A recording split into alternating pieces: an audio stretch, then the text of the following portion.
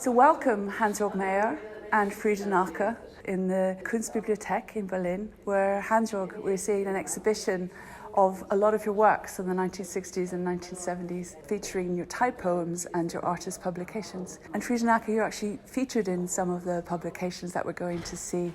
What is the connection between you both? Well, we met in Stuttgart through Max Bense and what was then not the university but the Technische Hochschule. And he was involved in computer graphics, and I find that very interesting. And then I published a portfolio of his plotter drawings and one of the Futura series also. So we met through Bense in a sense, no? We could take him as a medium, no? Yeah, Bense was the medium to the in-between, no? Without knowing, he never knew. And I should add immediately to get rid of this, I was, Hansjörg, extremely honored when you asked me, could you, in your edition, in your publishing, use some of those drawings. And then the Futura I found even more rewarding. I really found, oh, that's fantastic. Of course, the portfolio has a limited signed edition. Short. Futura was a large run of over 1,000 copies, really? Which were sold at 1 Deutschmark, very cheaply. So, yeah. So this exhibition has been laid out slightly chronologically. At least we're now in the background seeing your very first works Hansjörg made when you were 18, 19. What are we seeing? This was it was finished in '62. That's first series called 19 Typographies, where I combined these print process pictures, backgrounds with rollers and inking and so on, with some sort of type. I just wanted to combine the print process picture, whatever, with typoems. These are inkjet prints. The original is at the Gemeentemuseum in The Hague, but it was impossible, as you can imagine, for museums to actually borrow them. And we could have never hung them like this. When you say print process pictures, is that related to what we're seeing in the vitrines below? Yeah, also. These print process pictures were either waste products which the printers threw away, and I picked them up on the floor, or they were specific, like in this case, I made them with the help of a roller, a hand roller, and some turpentine which dissolves or whatever the ink slightly. So you can see all these sort of signs. And for example, on this one, I rolled it twice. So you see, it gets fainter. That's the first turn, second turn, and so on. So this was a whole series. I had other examples, which we can see in the book, but it's quite nice that they only show this Yunnan series, I call it. The sort of mountains, you know. Constructive art via destruction. You know. Did not remember when I came here yesterday, I did not remember having seen those, but that's the weakness of my memory. However, entering here before the main hall down there, I found this extremely strong. You know, and in particular in the destruction of the individually recognizable font in everywhere. Now, this becomes one of your, I believe, specifics throughout your work with typos. Here you can still see the E, but everywhere else, you know, something's there, something recognizable. Then only signs. You produce signs, you know, out of the most specific signs, typos, and by overprinting, you follow, if you want it or not, Bense. No, but he, of course, he didn't understand this. No, this was all a little bit wild for him. He said, yeah, very nice, but it was not what he wanted. He wanted to be able to measure, as you know. Absolutely. And so he said, yeah. We're now walking slowly.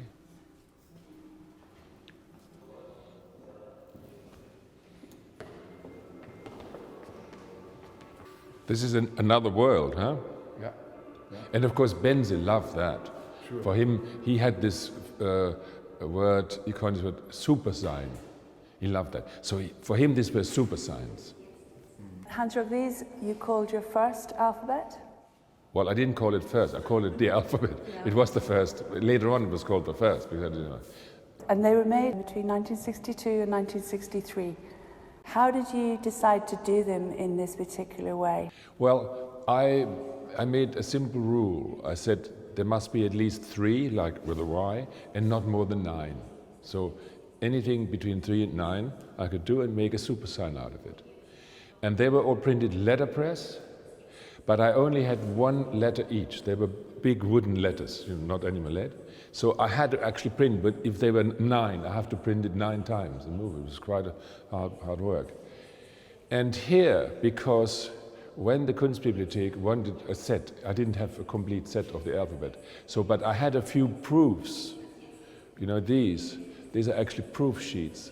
So we did manage to make the whole alphabet by including some of the proofs, which I like very much. So people can also see how it evolved. Some are cut out, there's even tape on it and so on. Don't forget the 26 letters, everything is made out of that. All our literature, all our written words and sentences and books are made out of 26 letters. There is something very important about that. They seem to speak to this moment of the post-digital materiality. That's why they look incredibly strong when you come into the gallery. And also, distinctively, Hansjörg, you didn't use Futura. No. This is before you started. Well, I mean, there were no Futura letters. And I really liked the slightly elongated. You know, that was, for me, the ideal. I mean, I didn't want something round. This is Accidents Grotesque. Yes. Which is a sort of a halfway house, I think, between the 19th and 20th century to some extent. Yes. By the way, this was also published in the series Rot, which Benze and Elisabeth Walter did, number 13, which is here actually. No, it isn't here. That's number 26. No, this alphabet was number 13, and this was later on reproduced, that's this, was reproduced as Rot 26. So you're taking forward this idea of working with alphanumerical characters. The alphabet became your primary elements. Yeah. Rather than using words, and you can see in the portfolio to your left what Matthias Gerritz called plastic constructive letter music, which looks like a perfect description for what we see here. And it looks like it's calculated, but it wasn't done mathematically, or was it? Yes, it was. I mean, Matthias Gerritz says it in the introduction. It was like 0, 1, 4, and whatever it was, the exact sequence I don't remember. And it goes on and on and on like that until it fills up. And then when it's full square, 4 is printing it from 4 different sides. So you overprint them and you end up with these things. And then this was done as a leporello, so you can open it up, and you could even hang it. It works down like this. And using letterpress, so there's haptic you can feel. If you print them with slightly more pressure, you get an indentation, and you can feel that. If they're not looking, I can quickly do that. See if you feel it. They wouldn't like that. Of course not. Of course not. I would immediately kick you out of the gallery. Which one can't do with computer code. Is that one of the differences, perhaps? Hard to say. Hard to say. Of course, if you suggest it, I'm then inclined to say, yeah, to some extent. But I do believe, that if you write a program of whatever kind, and whatever you intend with it, with writing it, this is a totally different way of thinking. There are connections, of course there are connections, and that's rational thinking about something that will then visually, aesthetically, have some impact on somebody, maybe even some emotion, why not? The rationality, that's where the two meet, but that's far away. Now, in any technical sense, if you do anything using algorithms, programs, then you take yourself away. You do that from a distance. You think the image, you don't make it. You're thinking The content of your thinking must be, oh, there will be a machine that will make it, but I have no idea what the machine is going to do.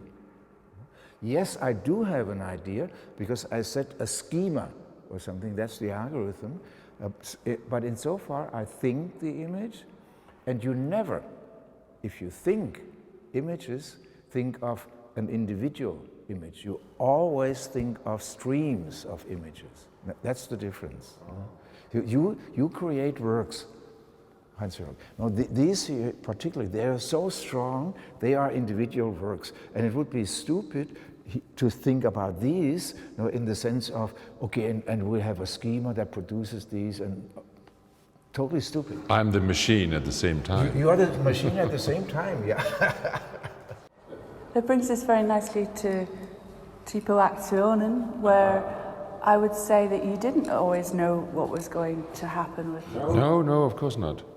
Typoaktionen consists of reproductions of the alphabet, very small type, and using a new photo composition machine that was called stylethograph.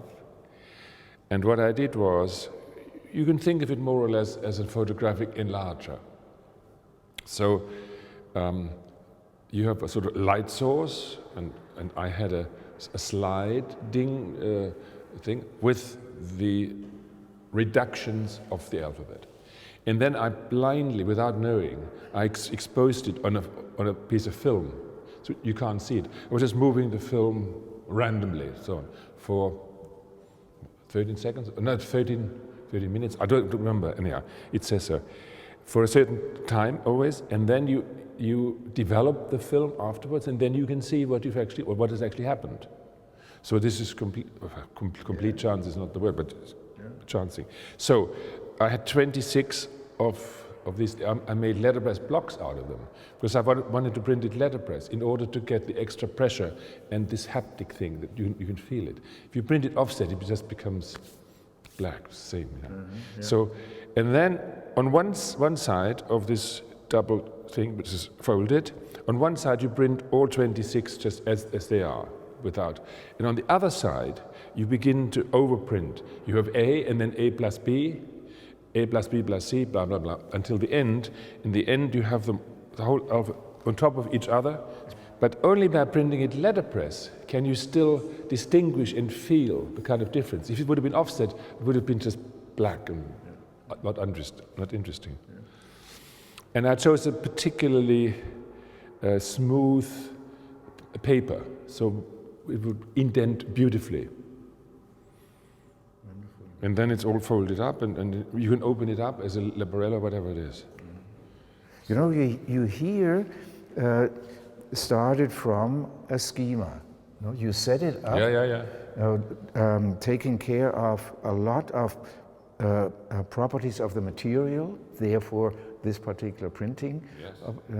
And whenever we do, and of course nobody has ever used machines without having had some pre-machinic stuff done. No?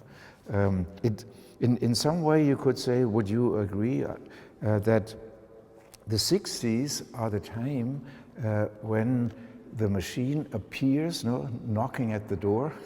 Hello, I want to become part of this. And now, then it is highly questioned.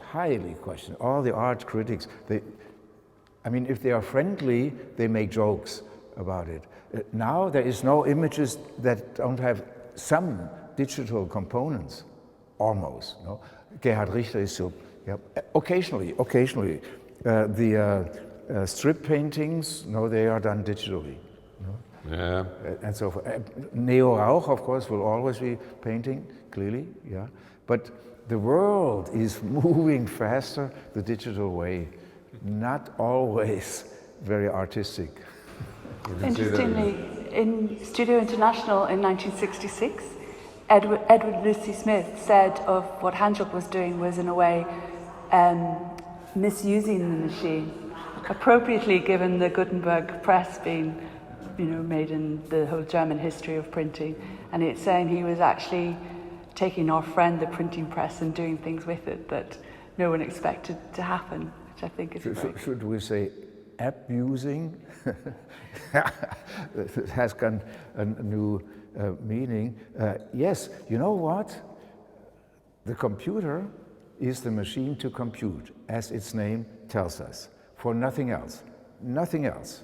To compute on the lowest level ever possible. Then, when I was asked, would you develop software to control that drawing machine, that was the moment, I believe, where I discovered, did I do it consciously? No. We could also force the machine, misuse it, to draw. No? The computer said, are you crazy? I want to compute.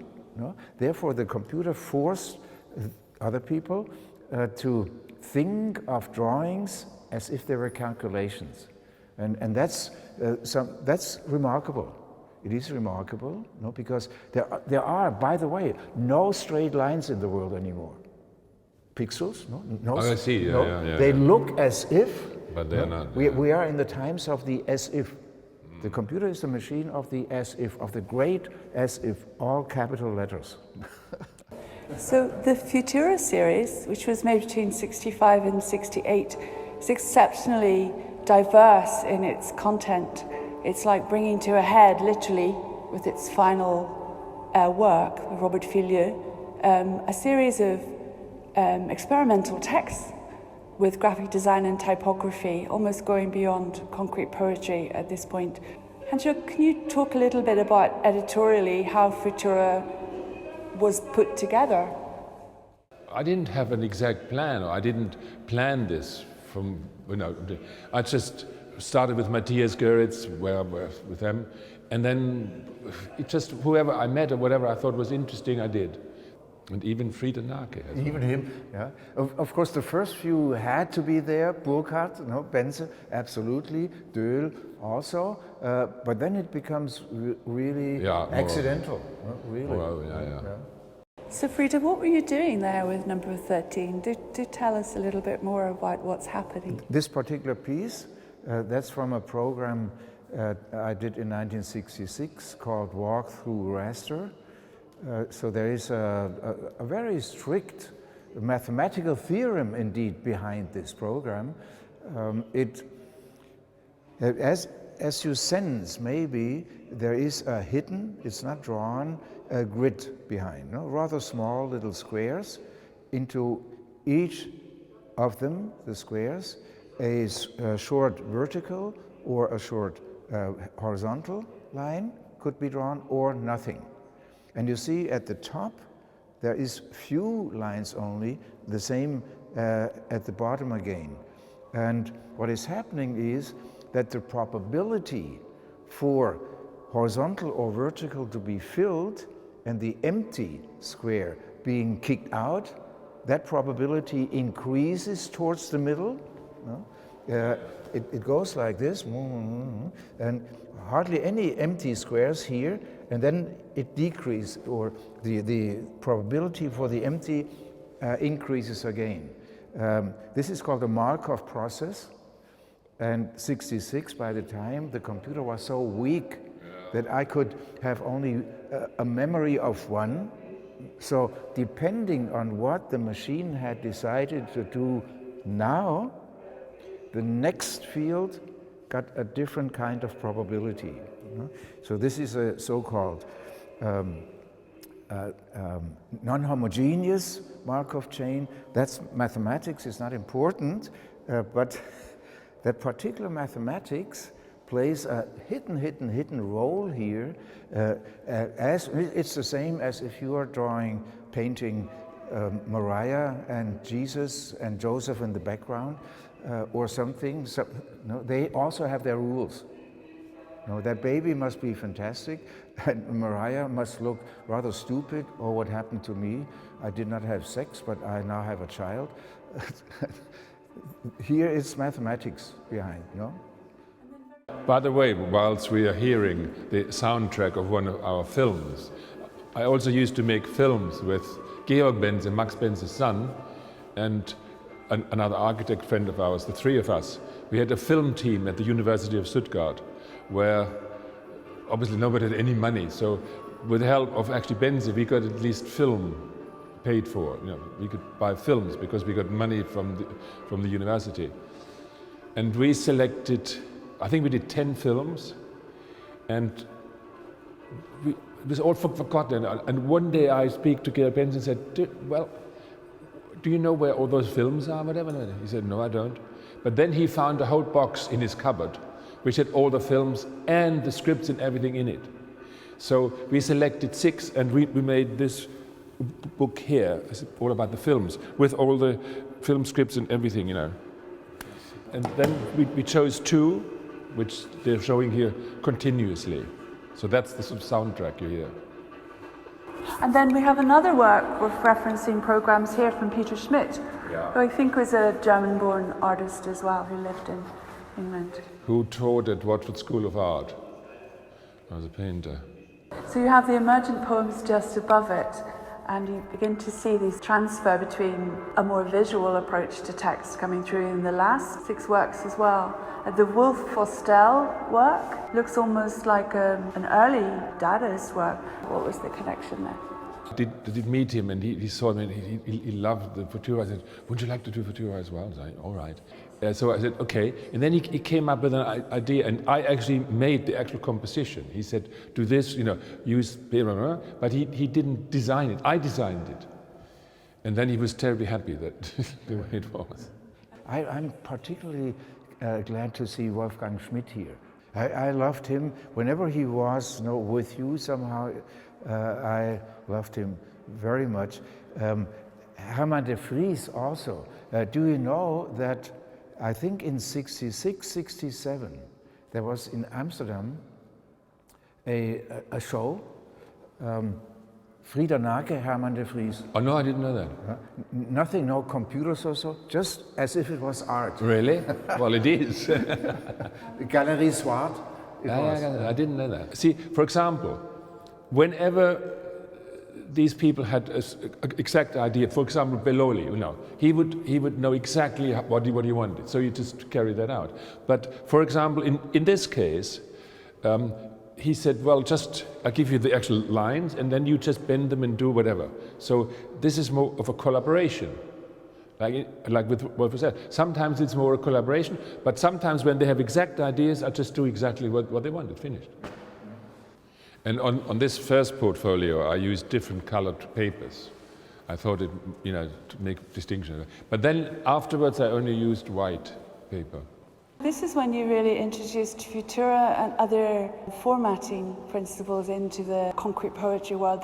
Obviously, Futura has already been used by other concrete poets at times, but the actual model that you introduced of this large-scale portfolio and placing works in a particular way with a large amount of negative space and also lowercase lettering, lack of capitals.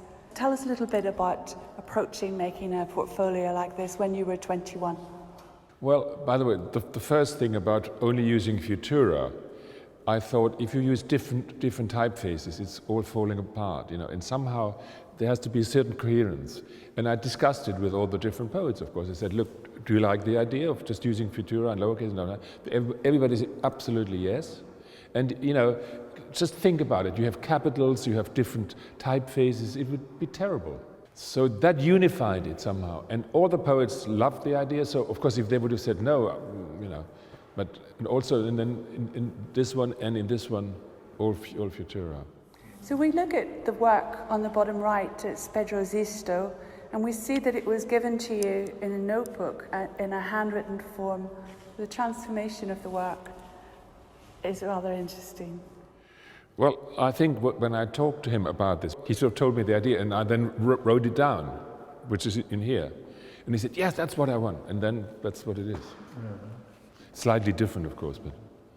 So I just want to show, I'd like you both to address a comment in the letter from Geraldo de Campos to Hansjörg, where he first refers to Hansjörg as a type poet. But he says that a man for whom type is the only source of aesthetical information.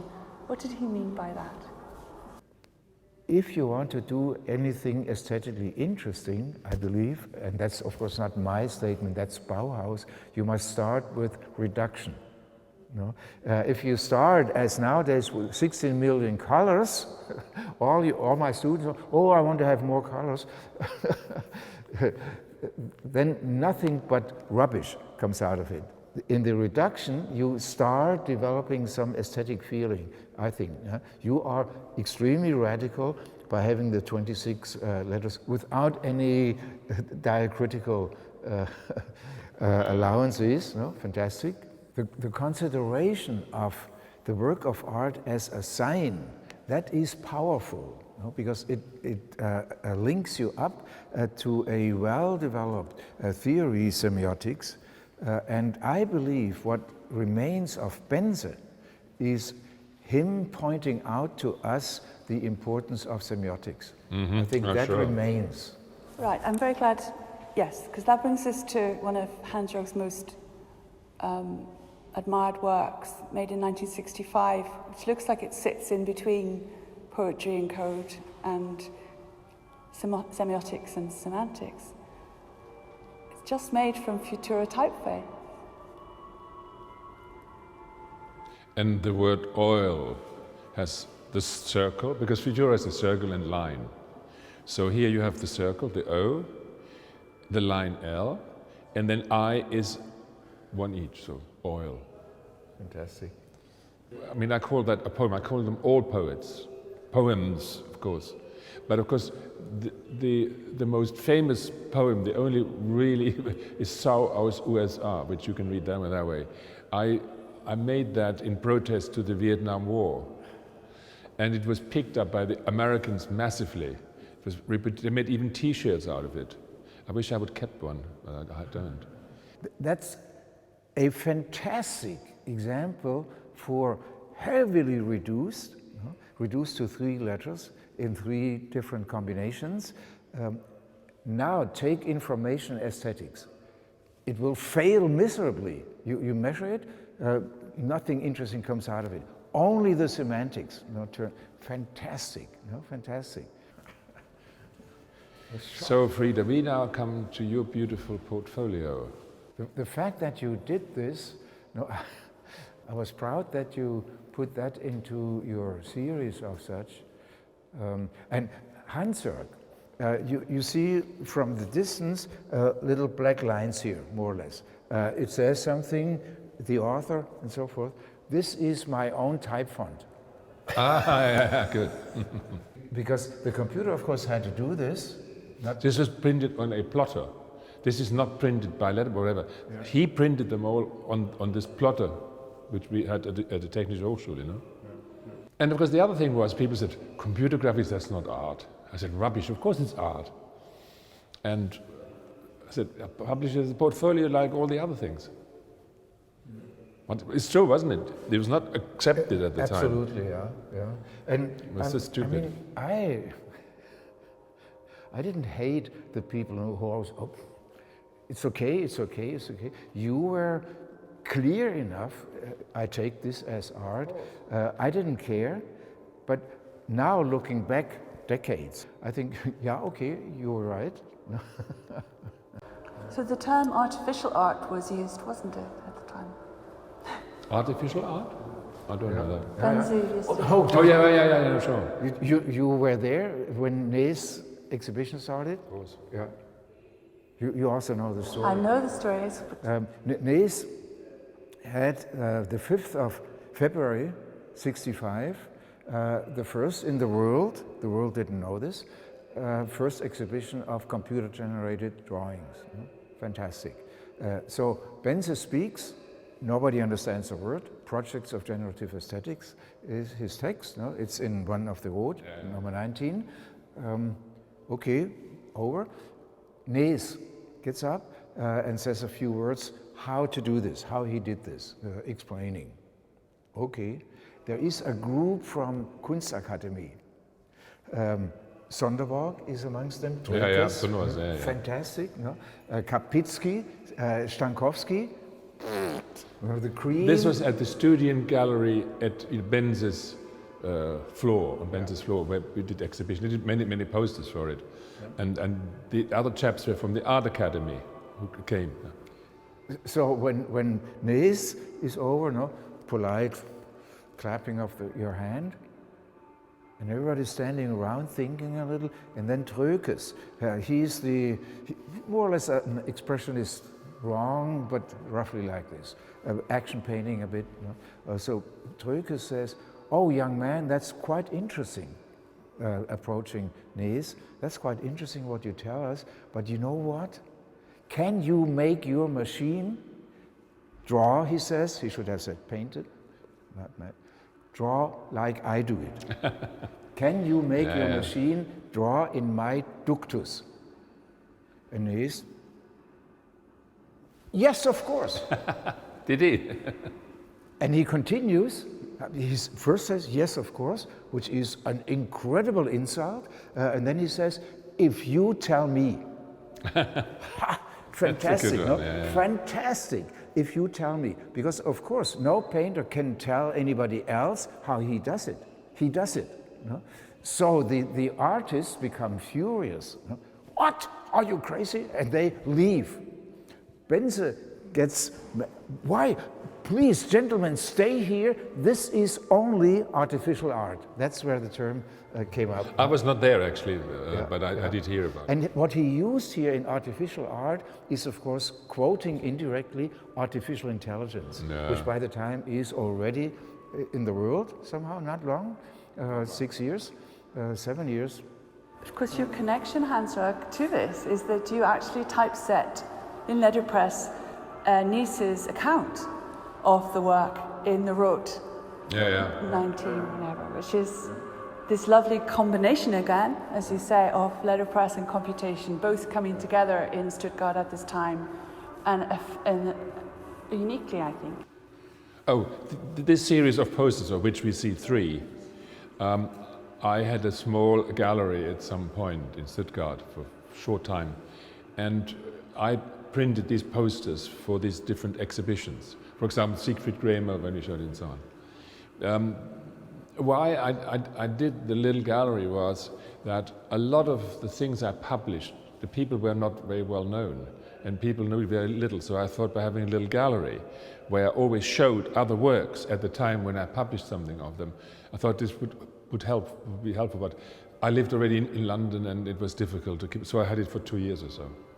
So tell us about the relationship with Dieter Roth. That's an important one. Before I went as I went to New York, and when I said goodbye to Max Benze in the office, and I told him that I was flying Loftlady, the Icelandic airline, via Reykjavik. It was the cheapest way at the time. He said, "Oh, fantastic." And then he pulled out 2 books out of his bookshelf of early Dieter Roth books with a spiral binding, and he showed it to me, and I said, "I would like to know more. This is very interesting." I said, "Why haven't you shown this to me before? Fantastic books." Anyhow, so he said, "Well, when you're in Reykjavik, just find him. I want to know who this person is." So I said, "Where do I find him?" He said, "Well, it says box, P.O. Box 412. That's it." So I stopped over, I looked for him, couldn't find him. I mean, Dieter Roth was not well known at the time, of course. So finally, I find out he lives in a little hovel, literally a small basement thing. So I go there, and there was nobody there. And next day I go, and nobody's there. And then a woman who was working in her garden next door said, "Don't speak English," said, and she wrote down where he was. So I went a taxi, and I went outside where he actually was, knocked at the door and opened it. And that was that. And I got on very well. I stayed a few days. We talked about it, looked at everything. And I told him that I was planning, I wanted to publish artists' books. Not normal books about art, but working with artists to do the books exactly they would want it. And I said, "Well, I think I would like to publish your books when I start this." He was happy, of course. There was nobody else who wanted to do these things. And he couldn't sell his books either. He didn't have any distribution. He just sent them around a bit. Like Benzi thought, if I send it to him, maybe people will actually know it. Little did he know that it just goes straight into a bookshelf, and that's the end of it. And then I met him again in the United States when he was teaching and so on. And then I started working with him, and then 100 publications later. For example, here are quite a lot of the collected works. We then, after some time, we decided to do the collected works. In other words, reconstructions or reprints or whatever of books he had already done. So maybe we could look at some of the works. For example, you mentioned the spiral-bound works that you saw in Iceland. Did you remake some of those works with? Of course, whatever books he had already done, as I said, we did reconstructions or reprints or whatever. Him, of course, always making the designs. So in particularly, let's say, volume 3 and 4 were printed letterpress. And we made letterpress blocks, and he made these arrangements exactly, I mean, well, slightly differently, but the idea, it was all done by him. Beautiful, he was so happy. Or also, this book here, these cut books, you know, he used to hand cut books. It was really difficult to do the very fine lines, and people said, you can't really do this. I don't know whether you can see it, but they're very thin lines here. And it was hellishly difficult to actually produce this in 1,000 copies. I just want to say one thing about it. I would like to have tables with books people can handle and read and open. Yeah. To me, without handling a book, it's difficult. Obviously, some rare ones you can't do that with it, but there are enough books in print and a few others which would give people a chance to really look at it. That to me is a very important thing, and that's the last thing I want to say.